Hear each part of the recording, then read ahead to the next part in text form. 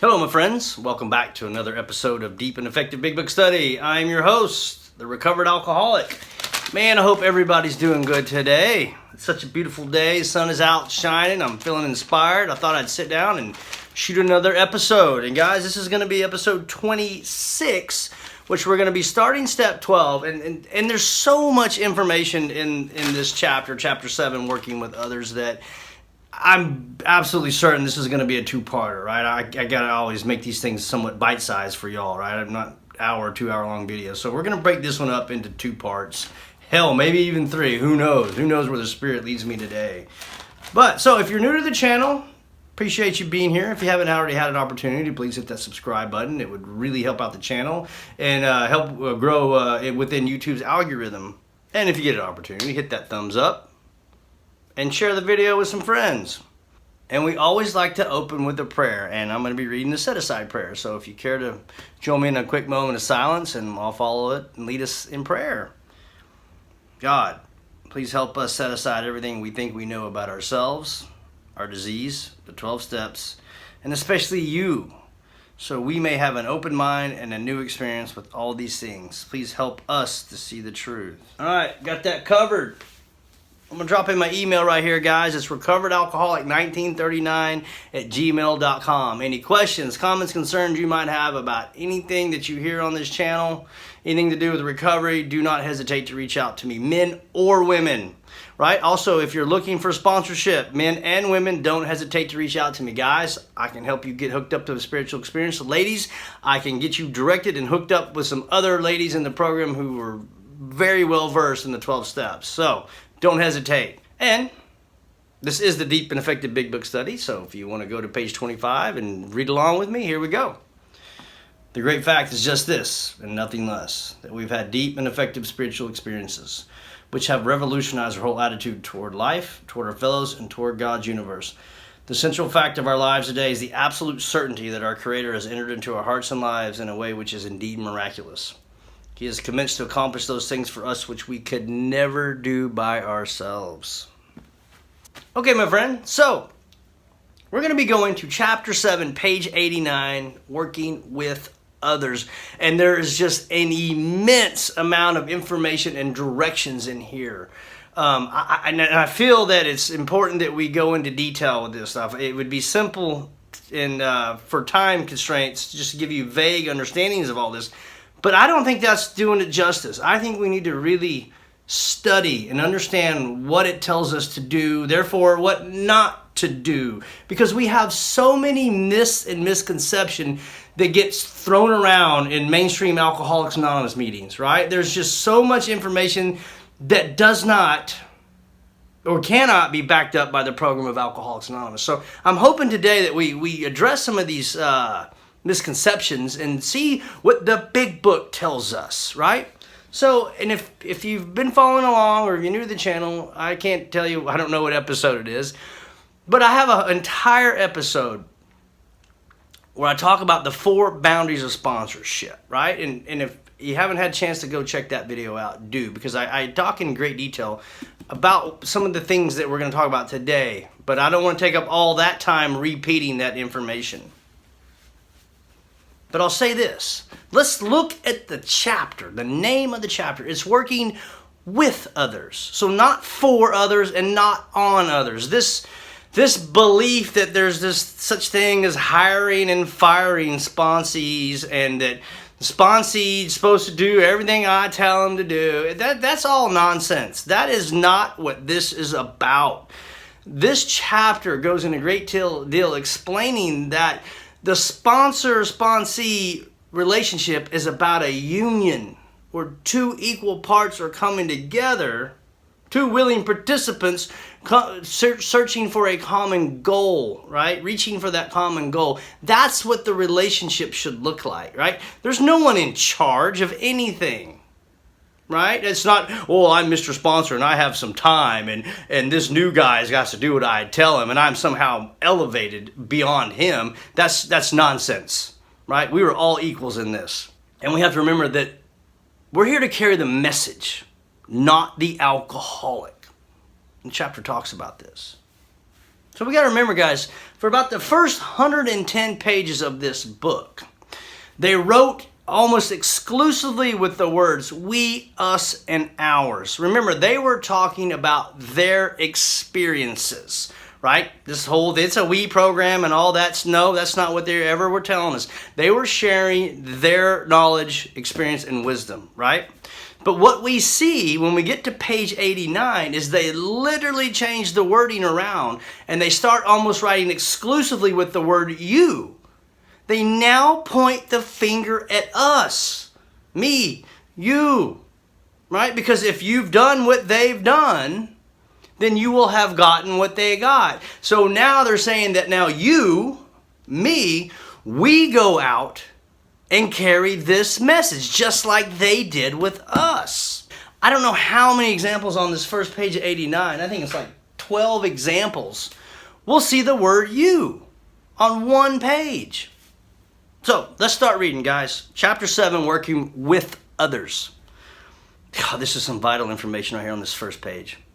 Practical experience, which means actual.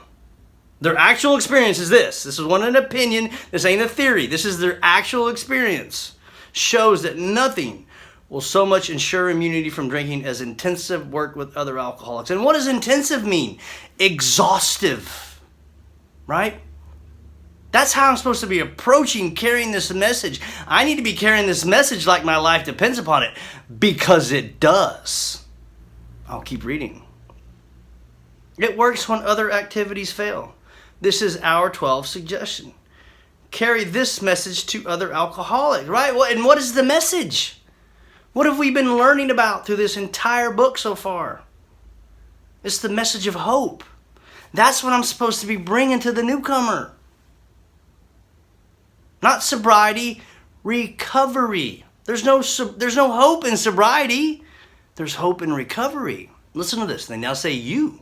You can help when no one else can.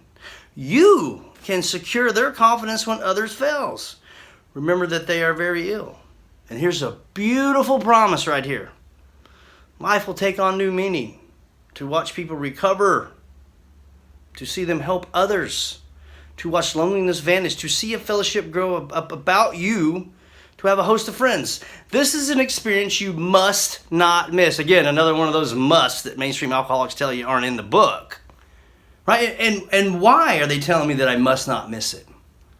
I'll tell you why. Because if I'm not willing to carry this message, then I'm probably not going to overcome drinking. Because this is the final piece of the puzzle. And I'll say this and just go ahead and rip that Band-Aid off and get it out there now. If you are not actively taking an alcoholic through this work or actively seeking another alcoholic to take to this work, you are not working the program of Alcoholics Anonymous. I don't care how long you've been sober. I don't care how many meetings you go to. I don't care how many service positions you've held, how many pots of coffee you make, or how many meetings you've chaired. That is not the 12th step. This program is not complete unless I am out there in the trenches carrying this message. And it says, we know you won't want to miss it. And you're right. I don't want to miss this. It's the greatest gift, the greatest thing that's ever happened to me.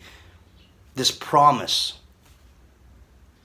Here's another beautiful promise. Frequent contact with newcomers and with each other is the bright spot of our life. So how often should I be interacting with the newcomers? Well, frequently. That denotes action. Perhaps you're not acquainted with any drinkers who want to recover. Oh, what an overlooked word that we have in the book, the word want. Right? We can need this all day long, but until I want it, it'll never happen. You can easily find some by asking a few doctors, ministers, priests, or hospitals. So I hear this all the time now because most things are on Zoom, and I hear this all the time. This lazy, sorry, cop-out excuse is I can't find anybody to work with. That's crap, my friends. I'll tell you this. In the last 2 years since Zoom, my sponsee list has tripled. My service commitments have tripled as a result of all this. Right? And if you're saying that you can't find anybody to carry this message to, well, then are you following these directions right here on page 89? Are you going to the treatment centers? Right? Are you going to the clergyman? Are you doing that? That's what you, and the answer is probably no. So anything outside of that is an excuse, isn't it? It's that they will only be glad to assist you, and they're right. I've done that. I've gone to these sources, and they're only happy to help. Here's some good instructions. Don't start off as an evangelist or a reformer. Unfortunately, a lot of prejudice exists. You will be handicapped if you arouse it. Ministers, and this is good stuff, listen to this. Ministers and doctors are competent, and you can learn much from them if you wish, right? That's great. The medical fraternity, that's great. The religious fraternity, that's great. But here's something special right here. But it happens that because of your own drinking experience, you can be uniquely useful to other alcoholics. This goes back to the very basic premise of what this whole thing was built on. One alcoholic working with another can affect them in a way that no one else can. Right? We are uniquely useful. I can't stress that enough. So if they're telling me I'm here just to cooperate, never criticize, I'm here to only be helpful, well, that would take out that belief system that the sponsee works for me, doesn't it? It would start understanding that I'm going to lay the groundwork, the foundation for a union that's going to be formed between these two willing participants coming together for a common goal. Go to page 90. We're going to see boundary number 2. And again, I don't want to spend too much time talking about it. If you want to learn about the 4 boundaries of sponsorship, please go to that episode that I talk in great detail about it. And page 90 is giving us instructions on how to qualify the new man, the new woman, to even be here. Ooh, boy, I know that's a controversial thing to talk about in a meeting of Alcoholics Anonymous, actually qualifying the new person.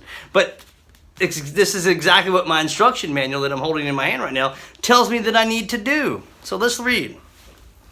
When you discover a prospect for Alcoholics Anonymous, find out all you can about him. If he does not want to stop drinking, don't waste time trying to persuade him. Right? Exactly. You don't want this?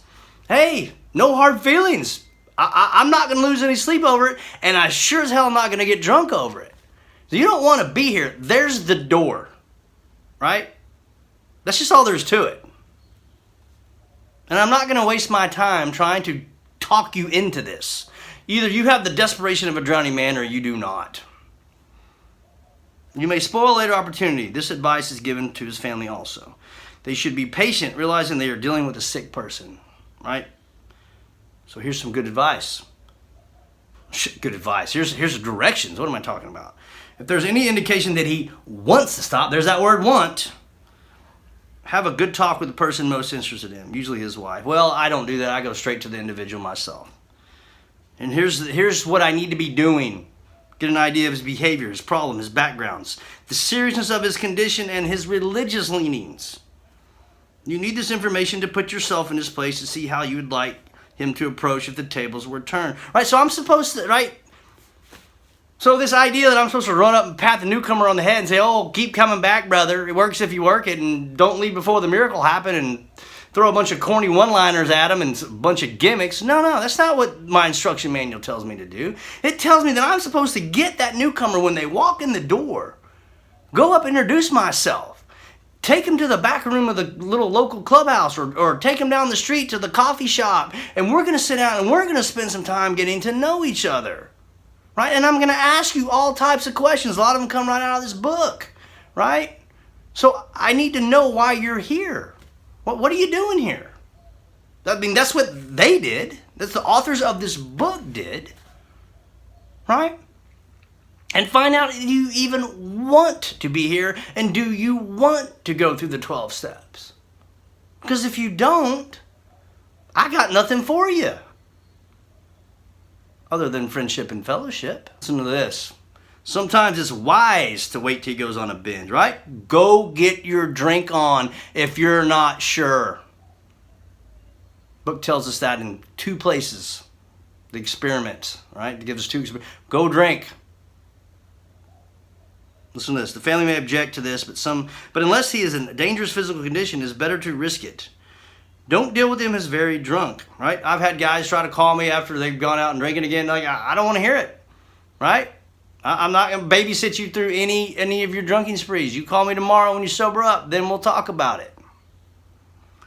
unless he's ugly and the family needs your help. Listen to this. Wait for the end of the spree, or at least a lucid interval. Then let his family or a friend ask him. Listen to this. This is some of the best stuff in the book. If he wants to quit for good, right? Part of my responsibility is to ask you straight, are you done? Right? I'm not selling sobriety one little day at a time. That's not what Alcoholics Anonymous represents. We're talking about permanent recovery. Is that what you want? Yes or no? Because if you just think that you're just not going to drink for a little while, then you're wasting your time. So here's the second part of that question. Number one, are you done? And number two, will you go to any extreme to do so? These are yes or no questions. It might sound cold or callous, but here's the reality of it, is that alcoholism is cold and callous. And we can't sugarcoat it and baby them into this. Either you want what we have or you don't. Listen to this. Oh boy, this one here is going to stir up some controversy. If he says yes, if, that doesn't mean that he's gonna, then his attention should be drawn to you as a person who has recovered. See, I'm supposed to be introducing myself as a recovered alcoholic. I'm not recovering. Right? That is my resume. That's how I'm supposed to represent myself as a recovered member of Alcoholics Anonymous. Boy, you see some steam coming out of some ears in a meeting when you do that.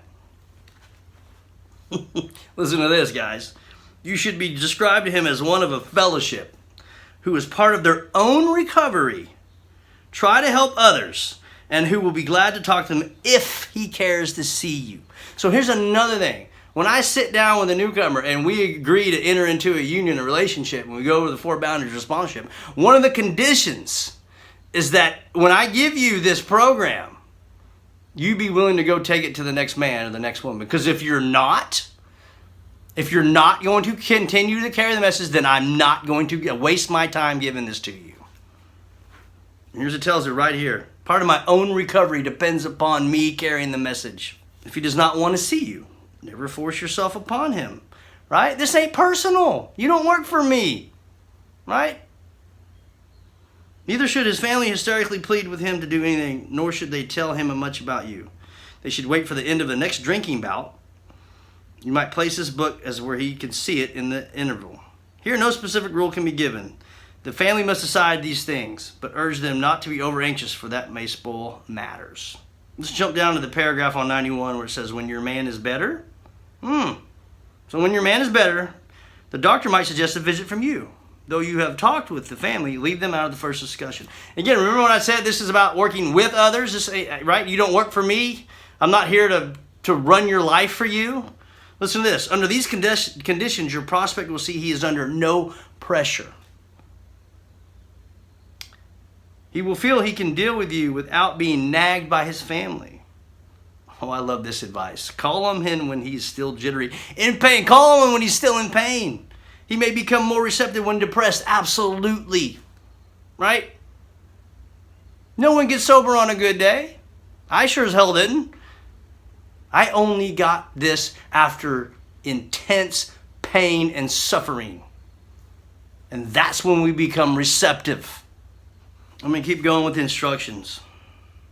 See your man alone if possible. Here's the instructions. At first, engage in general conversation. After a while, turn the talk to some phase of drinking. Tell him enough about your drinking habits, symptoms, and experiences to encourage him to speak of himself. If he wishes to talk, let him do so. You will thus get a better idea of how you ought to proceed. Again, the more I know about you, the better off everybody in the relationship will be. If he is not communicative, give him a sketch of your drinking career up to the time you quit, but say nothing for the moment of how that was accomplished. If he is in a serious mood, dwell on the troubles liquor has caused you, being careful not to moralize or lecture. If his mood is light, tell him the humorous stories of your escapades. Get him to tell some of his. So now I'm going to say something that's real controversial. But again, all I ever do on this channel is just simply read the book. So this idea that we're supposed to be in the meeting telling our stories, our drunkalogs, our war stories, or that the podium is supposed to be used to tell our stories is absolutely incorrect. Our book, our instruction manual tells us the only time that we need to be telling our stories for identification purposes is when we're meeting with the newcomer, the new man, the new woman. The meeting is the classroom where we're teaching and practicing and learning how to practice these principles in all our affairs. The meetings are not for our stories and our troubles and our woes. Sees you know all about the drinking game, commits to describe yourself as an alcoholic. What kind of alcoholic? I'm a real alcoholic, remember? Tell him how baffled you were, how you finally learned that you were sick. Give him account of the struggles you made to stop. Oh, this is good stuff right here. Listen, show him the mental twists which lead to the first drink of a spree. We suggest you do this as we've done in the chapter on alcoholism, right? They're talking about what chapter 3 describes in great detail, what the real unmanageability in the second part of the first step is about, right? This is what it is that I cannot manage the decision to not drink. And they're telling us that I need to be referring to chapter 3. It must be pretty important. Because remember, the main problem of the alcoholic sinner is his mind rather than his body. Listen to this. If he's an alcoholic, he will understand you at once. He will match your mental inconsistencies with some of his own. See, we need to stop assuming that everyone that walks in the rooms of Alcoholics Anonymous is a real alcoholic. Because in reality, about 90% of the people are not. And not only are they, we have to understand that not everybody in the room is a real alcoholic, then we have to understand that the percentages go down even more when we find somebody that actually wants to do this. And again, I'm going to continue to read things that are controversial. But ask yourself why. They come directly from the big book of Alcoholics Anonymous. If you are satisfied that he's a real alcoholic, see, that's part of my responsibility as a recovered member. Is to help, number one, help you determine to your own satisfaction whether you're the real alcoholic. And number two is for me to determine that you are the real alcoholic and you mean business. Because if I don't think you're either one of those, I can't help you. So listen, if you're satisfied he's a real alcoholic, begin to dwell on the hopeless feature of the malady, right? We run up and tell everybody, oh, just keep coming back, brother. Works if you work it, and we're just going to love you till you can love yourself, and we all want to give you a group hug. No. My book tells me that I need to be telling you that if you are the real alcoholic, it ain't going to get better. You ain't going to figure it out, right? It's only going to get worse. You are doomed. There is no way to sugarcoat the disease of alcoholism. It is an ugly, nasty, nasty disease. Show him from your own experience how the queer mental conditions surrounding that first drink prevents normal function of the willpower. Again, this goes back to the second part of the first step, what the unmanageability is about. Don't at this stage refer to this book unless he has seen it and wishes to discuss it. And be careful not to brand him as an alcoholic, right? I can never tell you that you're an alcoholic. That's a question you have to answer for yourself. Listen to this. Let him draw his own conclusion. If he sticks to the idea that he still can control his drinking, tell him that he possibly can, if he's not too alcoholic. But insist that if he's severely afflicted, there may be little chance he can recover by himself. So remember what I just said. If you're the real alcoholic, there is little chance that you're going to recover. That sounds pretty hopeless to me. I'm going to sugarcoat this thing, man. This, page 18 talks about the annihilation of all things worthwhile in life, right? You're not going to hug that out. No, this disease is awful. Continue to speak of alcoholism as an illness, a fatal malady. You're screwed, buddy. Just like me. Talk about the conditions of body and mind, which come, again, the two parts of the disease, physical and mental. Keep his attention focused mainly on your personal experience, not your opinions, my actual experience. Explain that many are doomed, who never realize their predicament. Doctors are rightly to loathe to tell alcoholic patients the whole truth, whole story, unless it serves some good purpose. And again, here's another example of how we just ain't going to hug this out. but you may talk to him about the hopelessness of alcoholism. Because you offer a solution. Remember back on page 89 when they changed the words to you? Right, I'm going to say something right now. I've heard this 1,000 times in meetings, that no one represents Alcoholics Anonymous. No one is the voice of AA. There are no professors. There are no gurus. There are no experts. I got to tell you, that is complete and utter nonsense, because this book that I'm holding in my hand right here tells me the exact opposite. It tells us that it becomes our solution. It tells us that we become the representatives of this program. That's the whole purpose of the responsibility statement. We are the caretakers of this thing now, not GSO, New York, and those clowns. No, me, you, the ones in the trenches. We are Alcoholics Anonymous, and it is our responsibility to take ownership of it and speak on behalf of it. It becomes our solution. You'll soon have your friend admitting he has many, if not all, of the traits of the alcoholic. If his own doctor is willing to tell him that he's an alcoholic, so much the better. Even though your protege may not have entirely admitted his condition, he's become very curious to know how you got well. Well, there's the answer to the question right there. HOW, that's how we get well. Let him ask you that question if you will. Tell him exactly what happened.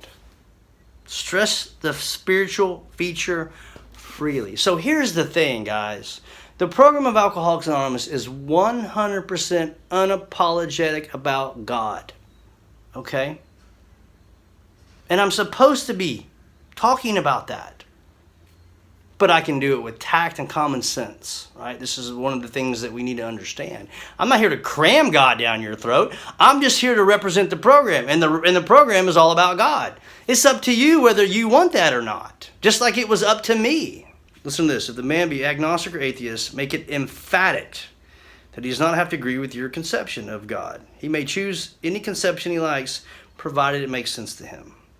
Oh, this ain't highlighted in your book right here. It needs to be. The main thing, listen, the main thing is that he be willing to believe in a power greater than himself, and that he live by spiritual principles. That is the main thing. That's the whole point of the book.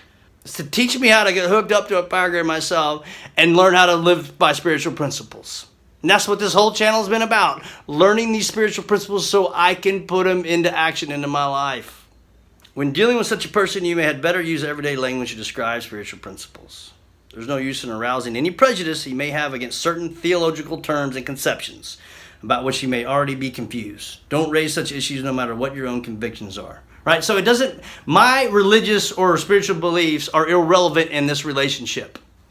I'm just simply here to represent the program. It's up to the individual to decide what route they take for spiritual development.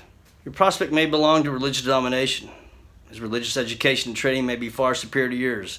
In that case, he may be going to wonder how you can add anything to what he already knows.